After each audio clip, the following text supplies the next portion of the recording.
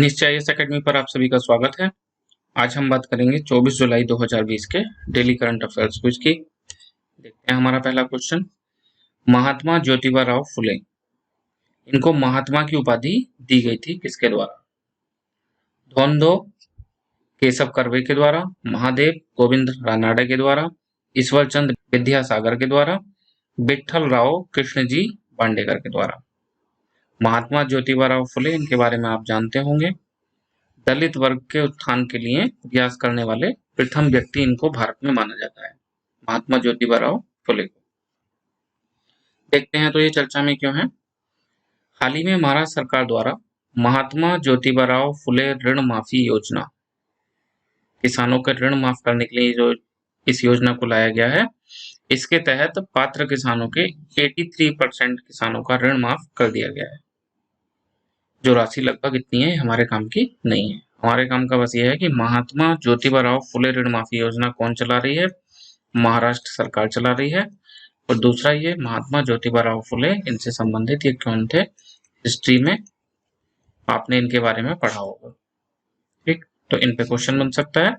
और PCS level में बहुत हल्का सा क्वेश्चन कि इस योजना को कौन चला रहा है? महाराष्ट्र सरकार चला रही है, ये क्वेश्चन बन सकता है। देखिए तो महात्मा ज्योतिबा राव फुले के बारे में, इनका जन्म महाराष्ट्र के सतारा में हुआ था।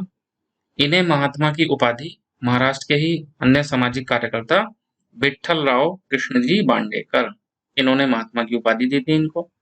इन्होंने किन किन क्षेत्रों में काम करा? अस्पृश्यता, जाति व्यवस्था का उन्मूलन, कहते हैं कि ये जाति व्यवस्था का पूर्ण उन्मूलन के पक्ष में थे कि जाति व्यवस्था नहीं होनी चाहिए। महिलाओं की मुक्ति, महिलाओं की मुक्ति के लिए इन्होंने प्रयास करा। इनकी पत्नी सावित्रीबाई फुले, वो भारत में महिला शिक्षा का अग्रदूत मानी जाती हैं, पैरोकार मानी जाती हैं वो भारतीय महिला शिक्षा की। तो महिलाओं के लिए भी इन्होंने काफी प्रयास करे, अस्पृश्यता के लिए भी और जाति व्यवस्था के उन्मूलन के लिए भी। और देखते हैं इन्होंने लड़कियों के लिए 1848 में भारत का पहला स्वदेशी स्कूल खोला। अछूत जातियों के लिए भी इन्होंने अलग से स्कूल खोला। कौन कौन से अछूत जाति? महार, मंग, इनके लिए। गर्भवती ब्राह्मण विधवाओं के सुरक्षित प्रसव हेतु एक गृह का निर्माण करवाया। शिशु हत्या को रोकने के लिए एक अनाथालय खोला। इन्हें दुर्भाग्यशाली बच्चों के लिए अनाथालय शुरू करने वाला पहला हिंदू माना जाता है, महात्मा ज्योतिबा राव फुले को। तो एक महान व्यक्ति थे इन्होंने, और इनकी पत्नी ने मिलकर इस प्रकार के कार्य करे। और हिस्ट्री में आपने पढ़ा होगा कि इन्होंने सत्य शोधक समाज की स्थापना करी। और एक इनकी फेमस पुस्तक है गुलामगिरी। पीसीएस लेवल की परीक्षाओं में इनके राइटर भी पूछे जा सकते हैं। गुलामगिरी के लेखक कौन है? महात्मा ज्योतिबा राव फुले। तो देखते हैं इसका आंसर क्या आ जाएगा। महात्मा की उपाधि किसने दी थी? विठल राव कृष्ण जी बांडेकर ने। तो ये डी हो जाएगा। देखते हैं हमारा अगला क्वेश्चन। निम्नलिखित में से कौन प्ली बार्गेनिंग शब्द का सही वर्णन करता है? ये प्ली बार्गेनिंग क्या है? ठीक, इनमें से कौन कौन उसको सही वर्णित करते हैं? इसे भारतीय दंड संहिता आईपीसी में वर्ष 2006 में संशोधन के माध्यम से जोड़ा गया है। एक बार पहले भी क्लास में बताया था, दो चीजें हैं, एक आईपीसी और एक सीआरपीसी, इंडियन पेनल कोड, भारतीय दंड संहिता, और क्रिमिनल प्रोसीजर कोड, आपराधिक प्रक्रिया संहिता। भारत में जो जो चीज अपराध हैं उनकी परिभाषा और उस अपराध को करने पर कितना दंड मिलेगा, ये तो बताया गया है आईपीसी में। और अब ये दंड कैसे मिलेगा, इसके लिए क्या प्रक्रिया अपनाई जाएगी? पहले पुलिस में रिपोर्ट करी जाएगी, पुलिस जांच करेगी, फिर मजिस्ट्रेट के समक्ष पुलिस ने जो जांच करी है, जो सबूत इकट्ठे करे हैं, उनको रखा जाएगा और न्यायपालिका फिर निर्णय करेगी क्या ये व्यक्ति दोषी है। अगर दोषी है तो उसको ये जो दंड लिखा है आईपीसी में, अधिकतम जितना हो सकता है वो या उससे कम दंड न्यायपालिका उसे दे सकती है। तो ये जो पूरी प्रक्रिया अपनाई जाती है, ये प्रक्रिया किसमें लिखी है? क्रिमिनल प्रोसीजर कोड में। और क्या अपराध है, उसके लिए कितना दंड है, उसको लिस्ट करते हैं आईपीसी में। तो ये कह रहे हैं कि ये जो प्ली बार्गेनिंग है, इसके प्रावधान आईपीसी में करे गए हैं। ठीक। नंबर 2, भारत में प्ली बार्गेनिंग की प्रक्रिया केवल अभियुक्त द्वारा शुरू की जा सकती है। मतलब जो जिस पर दोष लगाया गया है उसके द्वारा ही प्ली बार्गेनिंग की जा सकती है। यह है क्या प्ली बार्गेनिंग? यह एक ऐसे व्यक्ति को संदर्भित करता है जिसे किसी अपराध की सजा मिली है तथा वो उस सजा को कम करना चाहता है। तो इनमें से सही उत्तर चुनना है। तो देखते हैं प्ली बार्गेनिंग क्या है।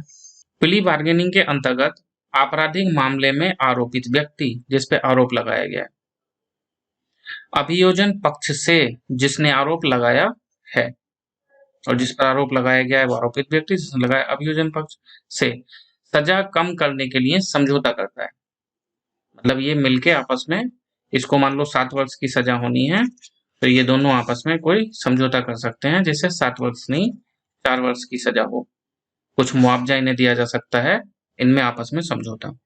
प्रत्येक केस में नहीं किया जा सकता, कुछ पर्टिकुलर केसेस उनमें किया जा सकता है। जैसे महिला अपराध है तब नहीं किया जाएगा, बच्चों के साथ अपराध है तब नहीं किया जाएगा, तो कुछ पर्टिकुलर अपराध में ऐसा किया जा सकता है। इसमें आरोपित व्यक्ति कम गंभीर प्रकृति के अपराध के लिए दोषी स्वीकार करने पर कानून द्वारा दिए जाने वाले दंड की मांग करता है। भारत में प्ली बार्गेनिंग कब से शुरू हुई? 2006 से। अब एक आप नाम से ही समझ गए होंगे, अगर ये प्रक्रिया है तो आईपीसी में होनी चाहिए या सीआरपीसी में होनी चाहिए? अपने आप पता चल गया, सीआरपीसी में होनी चाहिए। हम कॉमन सेंस से भी क्वेश्चन के कुछ स्टेटमेंट हटा के या उनको ऐड करके अपने क्वेश्चन को सोल्व कर सकते हैं, इसका हमें ध्यान रखना है। तो 2006 में दांडिक प्रक्रिया संहिता में इसका प्रावधान करा गया था। उसका कौन सा अध्याय है, कौन सी धारा है, ये अपने काम का नहीं है, कहीं नहीं पूछा जाएगा। तो एक चीज हमने जान ली कि सीआरपीसी में है, आईपीसी में नहीं है। दूसरा, प्ली बार्गेनिंग प्रक्रिया केवल अभियुक्त के द्वारा जारी की जा सकती है। जिसके ऊपर दोष लगाया गया है वही व्यक्ति इस प्रक्रिया को जारी कर सकता है। अभियोजन पक्ष या दोषी व्यक्ति की तरफ से कोई अन्य व्यक्ति इसको नहीं कर सकता, केवल अभियुक्त के द्वारा ये शुरू की जा सकती है। इसे आईपीसी में जोड़ा गया है 2006 में, गलत। 2006 में तो जोड़ा गया है लेकिन सीआरपीसी में जोड़ा गया है। जिनको थोड़ी समझ होगी इसकी प्ली बार्गेनिंग की, वो इसको समझ जाएंगे। प्ली बार्गेनिंग एक प्रक्रिया है दंड को कम कराने की, अगर प्रक्रिया है तो सीआरपीसी में होगी। भारत में प्ली बार्गेनिंग केवल अभियुक्त के द्वारा शुरू की जा सकती है, ठीक है, तो एक गलत है, दो ठीक है। यह ऐसे व्यक्ति को संदर्भित करता है जो अपराध की सजा को कम कराना चाहता है, ये भी ठीक है। तीसरा वाला भी ठीक है, तो सही आंसर क्या हो जाएगा? सी, 2 और 3। नेक्स्ट, मेगा फूड पार्क योजना के संदर्भ में निम्नलिखित कथनों पर विचार करें। यह योजना कृषि और प्रसंस्कृत खाद्य उत्पाद निर्यात विकास प्राधिकरण एपिडा के द्वारा कार्यान्वित की जाती है। मेगा फूड पार्क परियोजना। नंबर 2, इसका उद्देश्य कृषि उत्पादन को बाजार से जोड़ने के लिए एक तंत्र प्रदान करना है। नंबर 3, मेगा फूड पार्क स्थापित करने के लिए अधिकतम 500 करोड़ रुपए का अनुदान दिया जाता है। अधिकतम 500 करोड़। तो देखते हैं चर्चा में क्यों है, फिर इसका आंसर देखेंगे। हाल ही में केंद्रीय खाद्य प्रसंस्करण उद्योग मंत्री द्वारा मिजोरम में Zoram mega food park, TCS में केवल खाली यही पूछा जा सकता है कि जोरम मेगा फूड पार्क हाल ही में कहां स्थापित करा गया? मिजोरम में किया गया। और इससे कितने लोगों को रोजगार मिलेगा, कितने किसानों को लाभान्वित करेगा, ये हमारे काम का नहीं है। यह मिजोरम राज्य में संचालित पहला मेगा फूड पार्क है, मिजोरम राज्य का। और किसने करा है? केंद्रीय खाद्य प्रसंस्करण उद्योग मंत्री ने। तो इससे ये भी पता चल गया कि मेगा फूड पार्क परियोजना को कौन चला रहा होगा? खाद्य प्रसंस्करण उद्योग मंत्रालय। वो वैसे भी समझ सकते हैं, फूड पार्क में जो फूड प्रोसेसिंग इंडस्ट्री है उनको कुछ सुविधाएं उपलब्ध कराई जाती हैं, तो इसको फूड इंडस्ट्री तो कौन चला रहा होगा? खाद्य प्रसंस्करण उद्योग मंत्रालय। इसका उद्देश्य क्या है स्कीम का, मेगा फूड पार्क योजना का? कि किसान जिसने कच्चा माल उपजाया, मान लो टमाटर, और प्रसंस्करण करता जो इस फूड को प्रोसेस कर रहा है, मान लो इसने बना दिया इससे टोमेटो केचप, ये हो गया प्रसंस्करण करता। और खुदरा विक्रेता जो मार्केट में उसको सेल करेंगे टोमेटो केचप को। तो मेगा फूड पार्क इन तीनों को जोड़ने का काम करता है कि एक ही जगह किसान भी उपलब्ध हों, फूड प्रोसेसिंग करने वाले भी उपलब्ध हों और उसकी सेल करने वाले भी उपलब्ध हों। इससे क्या होगा, जब ये तीनों तंत्र जुड़ जाएंगे तो तीनों को फायदा होगा। तो तीनों को फायदा होता है, किसानों की आय में वृद्धि होती है, इनका भी लाभ होता है, खुदरा विक्रेताओं को भी लाभ होता है, और सरकार इस फूड पार्क में इनको अन्य बहुत से प्रकार के कर संबंधी अन्य लाभ भी देती है। तो इनको एक साथ कृषि उत्पादों को बाजार से जोड़ने के लिए एक तंत्र बनाया गया है। कुल परियोजना लागत में केवल 50% योगदान के साथ न्यूनतम 50 एकड़ भूमि होनी चाहिए मेगा फूड पार्क के लिए, न्यूनतम 50 एकड़, और अधिकतम 50 करोड़ रुपए का अनुदान, अधिकतम 50 करोड़ का अनुदान है। विकल्प में क्या था, अधिकतम 500 करोड़ का अनुदान, तो वो गलत हो जाएगा। 500 करोड़ नहीं है, कितना है, 50 करोड़, अधिकतम 50 करोड़ रुपए का अनुदान। देखते हैं तो हमारा आंसर क्या हो जाएगा। यह योजना कृषि और प्रसंस्करण खाद्य उत्पाद निर्यात प्राधिकरण एपिडा द्वारा कार्यान्वित की जा रही है, गलत। ये किसके द्वारा क्रियान्वित की जा रही है, खाद्य प्रसंस्करण उद्योग मंत्रालय, इसके द्वारा। इसका उद्देश्य कृषि उत्पादन को बाजार से जोड़ने के लिए एक तंत्र प्रदान करना है। ठीक है, तीनों को एक मंच पे लाता है, एक तंत्र प्रदान करता है। पहला गलत है, दूसरा ठीक है। मेगा फूड पार्क स्थापित करने के लिए अधिकतम 500 करोड़ रुपए का अनुदान दिया जाता है, गलत। कितने का दिया जाता है, अधिकतम 50 करोड़ रुपए का। तो केवल 2 सही है, पूछा है कौन से सही है, तो आंसर क्या हो जाएगा, केवल 2। इसी में हम सही नहीं है करते तब क्या हो जाएगा, 1 और 3। इसका ध्यान रखना है हमेशा। इसका आंसर क्या हो जाएगा, बी। नेक्स्ट, राइस पहल जो कभी कभी समाचार में उल्लिखित होती है वो किससे संबंधित है, वैश्विक व्यापार प्रथाओं से संबंधित है, खराब वायु गुणवत्ता से संबंधित है, स्वच्छता से संबंधित है, कोविड-19 से संबंधित है, निम्नलिखित में से किससे संबंधित है। देखते हैं तो ये भी क्यों चर्चा में है। हाल ही में सरकार द्वारा indoor air quality for safety and efficiency में सुधार लाने के लिए retrofit for air conditioning to improve indoor air quality for safety and efficiency, retrofit air conditioning indoor air quality, I for indoor air quality for safety and efficiency, ये कार्यक्रम चलाया गया है सरकार द्वारा। किस लिए, इंडोर एयर क्वालिटी को बढ़ावा देने के लिए।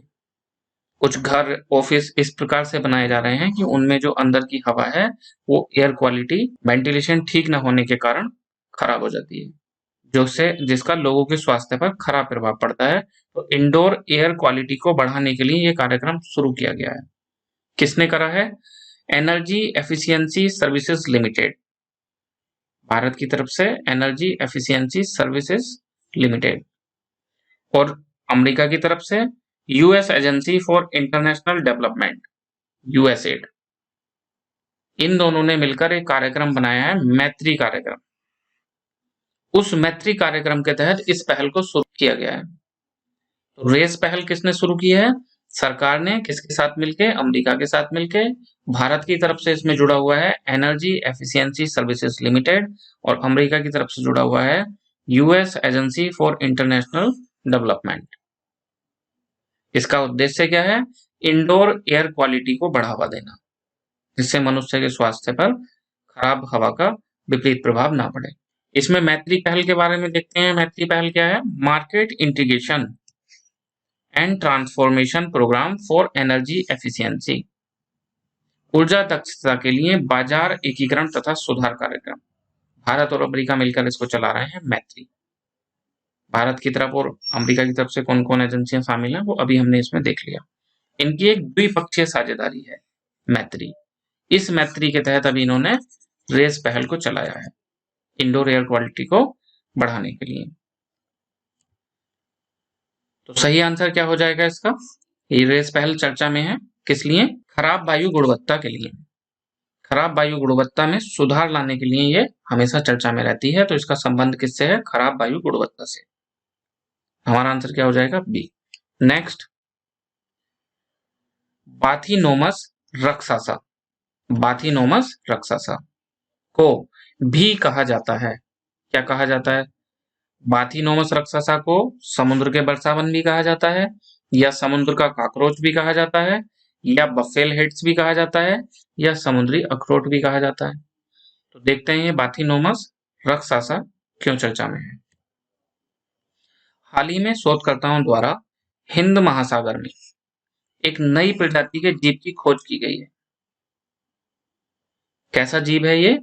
जो उस श्रेणी के जीव हैं, ऑक्सोपाइड प्रजाति, उस प्रजाति का है, और सामान्यतः प्रजाति की जितनी लंबाई होती है, इसकी लंबाई उससे ज्यादा है, इसलिए इसको सुपर जायंट आइसोपाड कहा गया है। इस जीव को नाम दिया गया है समुद्री काकरोच। क्या नाम दिया गया है इसको? समुद्री काकरोच नाम दिया गया है। पूर्वी हिंद महासागर में ये मिला है। बाकी इसके 14 पैर होते हैं, जिनका प्रयोग ये भोजन की तलाश में महासागरों के तल में रहने के लिए करते हैं। जल के नीचे महासागर के तल में रहते हैं। इसकी लंबाई लगभग 1.6 फीट इस आइसोपोड्स की। इससे पहले के जो होते हैं उनकी लगभग होती है 1 फीट के नियर अबाउट, इसलिए इसको क्या बोला गया है? सुपर जाइंट आइसोपोड्स, और नाम दिया गया है समुद्री काकरोच। देखिए इसका डायग्राम देखते हैं अभी। एक और भी आइसोपोड्स है जो इससे बाथिनोमस रक्सासा से बड़ा है, उसका नाम है बाथिनोमस गिगेंटियस। तो ये उससे छोटा है, लेकिन जो अन्य सामान्यतः होते हैं उनसे काफी बड़ा है। क्योंकि हिंद महासागर में मिला है इसलिए काम का है, और इसको नाम क्या दिया गया है? समुद्री काकरोच नाम दिया गया है। ये इसका डायग्राम है, आप देख सकते हैं। 14 पैर होते हैं इसके, समुद्र की तली में जो चलने के काम आते हैं। ये इसका फेस है, ऊपर ये इसके काकरोच के जैसा कवच है, ये इसकी आंखें, मुंह, ये फ्रंट साइड है इसकी, और ये बैक साइड। क्या आंसर आ जाएगा इसका? बाथिनोमस रक्सासा जो अभी चर्चा में था, इसको क्या कहा जाता है, क्या नाम दिया गया है?